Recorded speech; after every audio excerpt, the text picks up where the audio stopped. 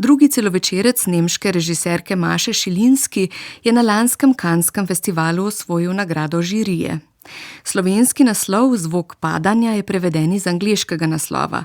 V izvirniku je naslov In die Sonne schauen, kar dobesedno pomeni zreti v sonce, vendar pa res gre na več nivojih za temo padanja, zato je prevod naslova primeren. Že v prvencu se je režiserka ukvarjala z obdobjem otroštva in odraščanja, kot je povedala na novinarski konferenci v Cannesu.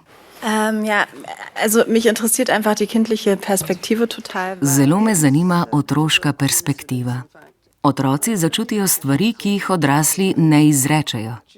Marsikaj zaznajo in razkrijejo, tudi tisto, kar odrasli želijo prikriti. Na svet zrejo brez vnaprej izdelanih konceptov. Za filmsko pripoved se mi zdi to odlično izhodišče. Maša Šilinski je scenarij za film napisala skupaj z Luise Peter. Luise und ich haben einen Sommer in der Altmark zusammen verbracht. Neko poletje sva z Luise skupaj preživeli na kmetiji v regiji Altmark v severovzhodni Nemčiji. Tam sva delali na scenarijih za druge filme. Hitro sva se začeli spraševati o tistem kraju. Dobili sva vtis, da se je tam čas ustavil. Nekega dne sva naleteli na fotografijo 3 žensk iz 20 let minulega stoletja. Bila je presenetljivo sodobna in zdelo se nama je, da naju te 3 ženske gledajo naravnost v oči. Začeli sva se spraševati o njihovih usodah in raziskovati, kaj se je tam dogajalo. V teku raziskav sva ugotovili vse mogoče. Menim, da še veliko stvari o času ne razumemo. Vendar danes vemo, da se travme prenašajo iz ene generacije v drugo. Do teh travm iz preteklosti nimamo več neposrednega dostopa, verjamem pa, da do njih lahko dostopamo prek čustev in pogosto po telesnem odzivu ugotovimo, da smo podedovali neko travmo iz preteklosti. Film zaobsega časovni razpon od 1910 do 2020 let. V fokusu so 4 dobe, ki se v filmu prepletajo, v vsaki pa sledimo enemu glavnemu ženskemu liku. Vzporedno spoznavamo še usode drugih ženskih in moških likov. Seznanimo se tudi z načini življenja, kar je posebej zanimivo. Tu so navade, običaji, posebno narečje prostora, v katerega je vse skupaj postavljeno, v ospredju pa so tragični dogodki. Maša Šilinski.